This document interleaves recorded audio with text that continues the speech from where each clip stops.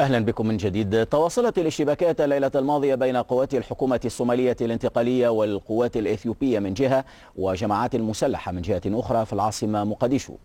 ويجسد التصعيد الملحوظ في العاصمة الصومالية منذ أيام جانبا من الخلافات التي ظهرت بالتزامن مع توقيع اتفاق التهدئة في جيبوتي قبل أيام.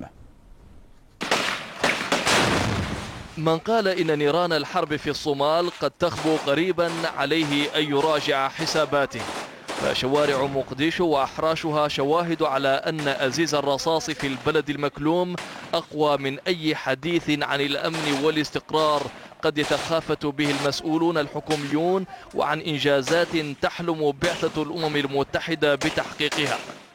الأحياء الجنوبية من العاصمة الصومالية كانت مسرحا لاشتباكات عنيفة بين قوات الحكومة الانتقالية وحلفائها الأثيوبيين من جهة، وبين مسلحين من المحاكم الإسلامية أو محسوبين على أحد أذرعها المختلفة من جهة ثانية. واستنادا إلى الشيخ عبد الرحيم عيسى عدو الناطق باسم المحاكم الإسلامية، فإن مقاتلين من هذه الحركة بادروا بالهجوم على القوات النظامية والأثيوبية وقتلوا منها 10 جنود وأصابوا 3 آخرين، بينما لم يقتل من المهاجمين سوى 2 حسب تصريحاته. وفي غياب معلومات رسمية قال شهود إن 7 مدنيين على الأقل لقوا مصرعهم وجرح آخرون في رد القوات الحكومية الانتقالية مدعومة بوحدات من الجيش الأثيوبي. ويندرج كل ذلك في سياق تصعيد جديد تجلى جانب منه مساء الثلاثاء الماضي في مكان آخر من العاصمة الصومالية التي ما فتئت تئن من جراء الاقتتال والتناحر.